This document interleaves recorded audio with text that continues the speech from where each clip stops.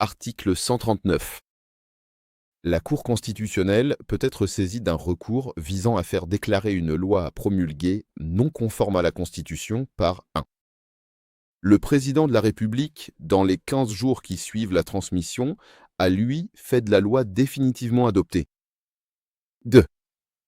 Le Premier ministre, dans les 15 jours qui suivent, naît à la transmission à lui faite de la loi définitivement adoptée. 3. Le président de l'Assemblée nationale ou le président du Sénat, dans les 15 jours qui suivent son adoption définitive. 4. Un nombre de députés ou de sénateurs au moins égal au 10e des membres de chacune des chambres, dans les 15 jours qui suivent son adoption définitive. La loi ne peut être promulguée que si elle a été déclarée conforme à la Constitution par la Cour constitutionnelle, qui se prononce dans les 30 jours de sa saisine. Toutefois, à la demande du gouvernement, s'il y a urgence, ce délai est ramené à 8 jours. Passé ces délais, la loi est réputée conforme à la Constitution. Article 140. Le président de la République promulgue la loi dans les 15 jours de sa transmission, après l'expiration des délais prévus par les articles 136 et 137 de la Constitution. À défaut de promulgation de la loi par le président de la République dans les délais constitutionnels, la promulgation est de droit. Article 141. Les lois sont revêtues du sceau de l'État et publiées au Journal officiel. Journal officiel. Constitution de la République démocratique du Congo. 48. Article 142. La loi entre en vigueur 30 jours après sa publication au Journal officiel, à moins qu'elle n'en dispose autrement. Dans tous les cas, le gouvernement assure la diffusion en français et dans chacune des 4 langues nationales dans un délai de 60 jours à compter de la promulgation. Article 143. Conformément aux dispositions de l'article 86 de la Constitution, le président de la République déclare la guerre sur décision du Conseil des ministres. Après avis du Conseil supérieur de la défense et autorisation des 2 chambres, il en informe la nation par un message. Les droits et devoirs des citoyens, pendant la guerre ou en cas d'invasion ou d'attaque du territoire national par des forces extérieures, sont définis par une loi. Article 144. En application des dispositions de l'article 44, article 85 de la présente Constitution. L'état de siège, tout comme l'état d'urgence, est déclaré par le président de la République. L'Assemblée nationale et le Sénat se réunissent alors de plein droit. S'ils ne sont pas en session, une session extraordinaire est convoquée à cet effet, conformément à l'article 116 de la présente Constitution. La clôture des sessions ordinaires ou extraordinaires est de droit retardée pour permettre, le cas échéant, l'application des dispositions de l'alinéa précédent. L'état d'urgence ou l'état de siège peut être proclamé sur tout ou partie du territoire de la République pour une durée de 30 jours. L'ordonnance proclamant l'état d'urgence ou l'état de siège cesse de plein droit de produire ses effets après l'expiration du délai prévu à l'alinéa 3 du présent article, à moins que l'Assemblée nationale et le Sénat, saisis par le président de la République sur décision du Conseil des ministres, n'en aient autorisé la prorogation pour des périodes successives de 15 jours. L'Assemblée nationale et le Sénat peuvent, par une loi, mettre fin à tout moment à l'état d'urgence ou à l'état de siège. Journal officiel, Constitution de la République démocratique du Congo. 49. Article 145. En cas d'état d'urgence ou d'état de siège, le président de la République prend, par ordonnance délibérée en Conseil, des ministres les mesures nécessaires pour faire face à la situation. Ces ordonnances sont, dès leur signature, soumises à la Cour constitutionnelle qui, toute affaire au fait du V60, déclare si elles dérogent ou non à la présente Constitution. Article 146. Le Premier ministre peut, après délibération du Conseil des ministres, engager devant l'Assemblée nationale la responsabilité du gouvernement sur son programme, sur une déclaration de politique générale ou sur les votes d'un texte. L'Assemblée nationale met en cause la responsabilité du gouvernement ou d'un membre du gouvernement par le vote d'une motion de censure ou de défiance. La motion de censure contre le gouvernement n'est recevable que si le point est signé par un quart des membres de l'Assemblée nationale. La motion de défiance contre un membre du gouvernement n'est recevable que si elle est signée par un dixième des membres de l'Assemblée nationale. Le débat et le vote ne peuvent avoir lieu que 48 heures après le dépôt de la motion. Seuls sont comptabilisés les votes favorables à la motion de censure ou de défiance qui ne peut être adoptée qu'à la majorité absolue des membres composant l'Assemblée nationale. Si la motion de censure ou de défiance est rejetée, ses signataires ne peuvent en proposer une nouvelle au cours de la même session. Le programme, la déclaration de politique générale ou le texte visé à l'alinéa précédent est considéré comme adopté, sauf si une motion de censure est votée dans les conditions prévues aux alinéas 2 et 3 du présent article. Le Premier ministre a la faculté de demander au Sénat l'approbation d'une déclaration de politique générale.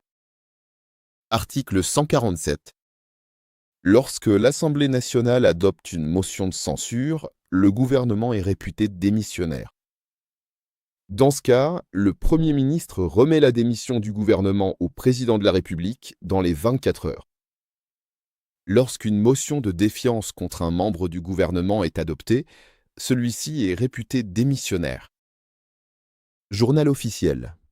Constitution de la République démocratique du Congo. 50. Article 148. En cas de crise persistante entre le gouvernement et l'Assemblée nationale, le président de la République peut, après consultation du Premier ministre et des présidents de l'Assemblée nationale et du Sénat, prononcer la dissolution de l'Assemblée nationale. Le président de la République peut, après consultation du Premier ministre et des présidents de l'Assemblée nationale et du Sénat, prononcer la dissolution de l'Assemblée nationale.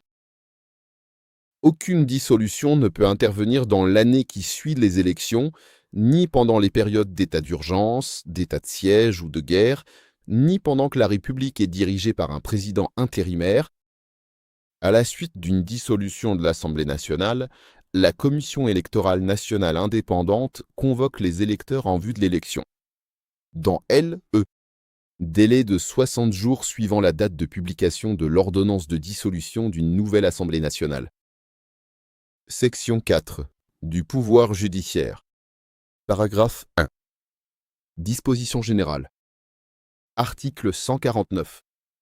Modifié par l'article 1er de la loi numéro 11, barre 00, 2 du 20 janvier 2011, portant révision de certains articles de la Constitution de la République démocratique du Congo, le pouvoir judiciaire est indépendant du pouvoir législatif et du pouvoir exécutif. Il est dévolu aux cours et tribunaux qui sont la Cour constitutionnelle, la Cour de cassation, le Conseil d'État, la Haute Cour militaire, ainsi que les cours et tribunaux civils et militaires. La justice est rendue sur l'ensemble du territoire national, au nom du peuple. Les arrêts et les jugements, ainsi que les ordonnances des cours et tribunaux, sont exécutés au nom du président de la République. Il ne peut être créé de tribunaux extraordinaires ou d'exception sous quelque dénomination que ce soit. La loi peut créer des juridictions spécialisées. Le pouvoir judiciaire dispose d'un budget élaboré par le Conseil supérieur de la magistrature. Il est transmis au gouvernement pour être inscrit dans le budget général de l'État. Le premier président de la Cour de cassation en est l'ordonnateur. Il est assisté par le secrétariat permanent du Conseil supérieur de la magistrature. Journal officiel, Constitution de la République démocratique du Congo, 51, article 150. Le pouvoir judiciaire est le garant essentiel des libertés individuelles et des droits fondamentaux des citoyens. Les juges ne sont soumis, dans l'exercice de leurs fonctions, qu'à l'autorité de la loi. Une loi organique fixe le statut des magistrats. Le magistrat du siège est inamovible. Il ne peut être déplacé que par une nouvelle nomination, à sa demande ou par une rotation motivée. L'Assemblée nationale met en cause la responsabilité du gouvernement ou d'un membre du gouvernement par le vote d'une motion de censure ou de défiance. La motion de censure contre le gouvernement n'est recevable que si elle est signée par un quart des membres de l'Assemblée nationale. La motion de défiance contre un membre du gouvernement n'est recevable que si elle est signée par un dixième des membres de l'Assemblée nationale. Le débat et le vote ne peuvent avoir lieu que 48 heures après le dépôt de la motion. Seuls sont comptabilisés les votes favorables à la motion de censure ou de défiance, qui ne peut être adoptée qu'à la majorité absolue des membres composant l'Assemblée nationale. Si la motion de censure ou de défiance est rejetée, ses signataires ne peuvent en proposer une nouvelle au cours de la même session. Le programme, la déclaration de politique générale ou le texte visé à l'alinéa précédent est considéré comme adopté, sauf si une motion de censure est votée dans les conditions prévues aux alinéas 2 et 3 du présent article. Le Premier ministre a la faculté de demander au Sénat l'approbation d'une déclaration de politique générale. Article 147. Lorsque l'Assemblée nationale adopte une motion de censure, le gouvernement est réputé démissionnaire. Dans ce cas, le Premier ministre remet la démission du gouvernement au président de la République dans les 24 heures. Lorsqu'une motion de défiance contre un membre du gouvernement est adoptée, celui-ci est réputé démissionnaire. Journal officiel, Constitution de la République démocratique du Congo, 5 ans. Article 148. En cas de crise persistante entre le gouvernement et l'Assemblée nationale, le président de la République peut, après consultation du Premier ministre et des présidents de l'Assemblée nationale et du Sénat, prononcer la dissolution de l'Assemblée nationale. Aucune dissolution ne peut intervenir dans l'année qui suit les élections, ni pendant les périodes de l'état d'urgence ou de siège, ou de guerre, ni pendant que la République est dirigée par un président intérimaire. À la suite d'une dissolution de l'Assemblée nationale, la Commission électorale nationale indépendante convoque les électeurs en vue de l'élection, dans le EE. Délai de 60 jours suivant la date de publication de l'ordonnance de dissolution d'une nouvelle Assemblée nationale. Section 4 du pouvoir judiciaire. Paragraphe 1. Disposition générale. Article 149, modifié par l'article 1er de la loi numéro 11/002 du 20 janvier 2011, portant révision de certains articles de la loi. La Constitution de la République démocratique du Congo. Le pouvoir judiciaire est indépendant du pouvoir législatif et du pouvoir exécutif. Il est dévolu aux cours et tribunaux qui sont la Cour constitutionnelle, la Cour de cassation, le Conseil d'État, la Haute Cour militaire, ainsi que les cours et tribunaux civils et militaires. La justice est rendue sur l'ensemble du territoire national, au nom du peuple. Les arrêts et les jugements, ainsi que les ordonnances rendues par les cours et tribunaux, sont exécutés au nom du président de la République. Il ne peut être créé de tribunaux extraordinaires ou d'exception, sous quelque dénomination que ce soit. La loi peut créer des juridictions spécialisées. Le pouvoir judiciaire dispose d'un budget élaboré par le Conseil supérieur de la magistrature et transmis au gouvernement pour être inscrit dans le budget général de l'État. Le premier président de la Cour de cassation en est l'ordonnateur. Il est assisté par le secrétariat permanent du Conseil supérieur de la magistrature. Premier président de la Cour de cassation. 4. Procureur général près la Cour de cassation. 5. Premier président du Conseil d'État. 6. Procureur général près le Conseil d'État. 7. Premier président de la Haute Cour militaire. 8. L'auditeur général près la Haute Cour militaire. 9. Premier président des cours d'appel. 10. Procureurs généraux près les cours d'appel. 11. Premier président des cours administratives d'appel. Journal officiel. Constitution de la République démocratique du Congo. 52-12. Procureurs généraux près les cours administratives d'appel. 13. Premier président des cours militaires. 14. Auditeur militaire supérieur. 15. 2 magistrats colos de siège par ressort de cour d'appel, élus par l'ensemble des magistrats du ressort pour un mandat de 3 ans. 16, 2 magistrats du parquet par ressort de cour d'appel, élus par l'ensemble des magistrats du ressort pour un mandat de 3 ans. 17, Un magistrat de siège par ressort de cour militaire. 18, Un magistrat de parquet par ressort de cour militaire. Il élabore les propositions de nomination, de promotion et de révocation des magistrats. Il exerce le pouvoir disciplinaire sur les magistrats. Il donne ses avis en matière de recours en grâce. Une loi organique détermine l'organisation et le fonctionnement du Conseil supérieur de la magistrature. Paragraphe 2. Des juridictions de l'ordre judiciaire. Article 153.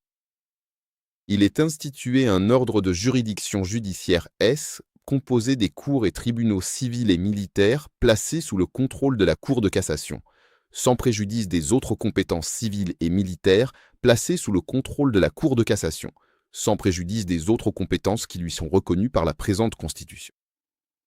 Ou par les lois de la République, la Cour de cassation connaît des pourvois en cassation formés contre les arrêts et jugements rendus en dernier ressort par les cours et tribunaux civils et militaires. Dans les conditions fixées par la Constitution et les lois de la République, la Cour de cassation connaît en premier et dernier ressort des infractions commises par les membres de l'Assemblée nationale et du Sénat. 2. Les membres du gouvernement autres que le Premier ministre. 3. Les membres de la Cour constitutionnelle. 4, Les magistrats de la Cour de cassation ainsi que du parquet près cette cour. 5, Les membres du Conseil d'État et les membres du parquet près ce conseil. Journal officiel. Constitution de la République démocratique du Congo. 53-6. Les membres de la Cour des comptes et les membres des parquets prêtent serment près cette cour. 7. Les premiers présidents des cours d'appel, ainsi que les procureurs généraux, prennent ces cours. 8. Les premiers présidents des cours administratives des appels et les procureurs près ces cours. 9. Les gouverneurs, les vice-gouverneurs de province et les ministres provinciaux. 10. Les présidents des assemblées provinciales. Les cours et tribunaux, civils et militaires, appliquent les lois d'études, pratiquent les traités internationaux dûment ratifiés. Les lois, les actes réglementaires, pour autant qu'ils soient conformes aux lois, ainsi que la coutume, pour autant que celle-ci ne soit pas contraire à l'ordre public ou aux bonnes mœurs. L'organisation, le fonctionnement et les compétences des juridictions de l'ordre judiciaire sont déterminées par une loi organique. Paragraphe 3. Des juridictions de l'ordre administratif. Article 154. Il est institué un ordre de juridiction administrative composé du Conseil d'État et des cours et tribunaux administratifs. Article 155. Sans préjudice des autres compétences que lui reconnaît la Constitution ou la loi, le Conseil d'État connaît en premier et en dernier ressort des recours pour violation de la loi formés contre les actes, règlements et décisions des autorités administratives centrales. Il statue en appel sur les recours contre les décisions des cours administratives d'appel. Il statue dans les cas où il n'existe pas. D'autres juridictions compétentes de demande d'indemnisation relative à la réparation du préjudice, dommages exceptionnels, matériels ou moral, résultant d'une mesure prise ou ordonnée par les autorités de la République. Il statue en équité en tenant compte de toutes les circonstances d'intérêt public ou privé. L'organisation, la compétence et le fonctionnement des juridictions de l'ordre administratif sont fixés par une loi organique. Journal officiel. Constitution de la République démocratique du Congo. 54. Paragraphe 4. Des juridictions militaires. Article 156. Les juridictions militaires sont compétentes pour toutes les infractions commises par les membres des forces armées et de la police nationale. En temps de guerre ou lorsque l'état de siège ou d'urgence est proclamé, le président de la République, par une décision prise en Conseil des ministres, peut suspendre sur tout ou partie du territoire national, et pour la durée et les infractions qu'il détermine, l'action répressive des cours et tribunaux de droit commun au profit de celle des juridictions militaires. Cependant, le droit d'appel ne peut pas être suspendu. Une loi organique fixe les règles de compétence, des organisations et de fonctionnement des juridictions militaires. Paragraphe 5. De la Cour constitutionnelle. Article 157. Il est institué une Cour constitutionnelle. Article 158. La Cour constitutionnelle comprend 9 membres nommés par le président de la République, dont 3 de sa propre initiative, 3 désignés par le Parlement réuni en congrès et 3 désignés par le Conseil supérieur de la magistrature. Les 2/3 des membres de la Cour constitutionnelle doivent être des juristes issus de la magistrature, du barreau ou de l'enseignement universitaire. Le mandat des membres de la Cour constitutionnelle est de 9 ans, non renouvelable. La Cour constitutionnelle est renouvelée par tiers tous les 3 ans. Toutefois, lors de chaque renouvellement, il sera procédé au tirage au sort d'un membre par groupe. Le président de la Cour constitutionnelle est élu par ses pairs pour une durée de 3 ans, renouvelable une seule fois.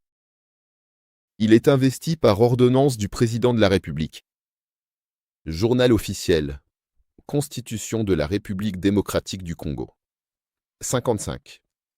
Article 159. Nul ne peut être négatif. Nommé membre de la Cour constitutionnelle. 1. S'il n'est congolais, 2. S'il ne justifie d'une expérience éprouvée de 15 ans dans les domaines juridiques ou politiques. Article 160. La Cour constitutionnelle est chargée du contrôle de la constitutionnalité des lois et des actes ayant force de loi. Les lois organiques, avant leur promulgation, ainsi que le règlement intérieur des chambres parlementaires et du Congrès, de la Commission électorale nationale indépendante, ainsi que du Conseil supérieur de l'audiovisuel et de la communication, doivent, avant leur mise en application, être soumis à la Cour constitutionnelle, qui se prononce sur leur conformité à la Constitution, doivent, avant leur mise en application, être soumis à la Cour constitutionnelle, qui se prononce sur leur conformité à la Constitution. De même, aux mêmes fins d'examen de la constitutionnalité, ces lois peuvent être déférées à la Cour constitutionnelle avant leur promulgation, par le président de la République, le Premier ministre, le président de l'Assemblée nationale, le président du Sénat ou le 10e des députés ou des sénateurs. La Cour constitutionnelle statue dans un délai de 30 jours. Toutefois, à la demande du gouvernement, s'il y a urgence, ce délai est ramené à 8 jours. Article 161.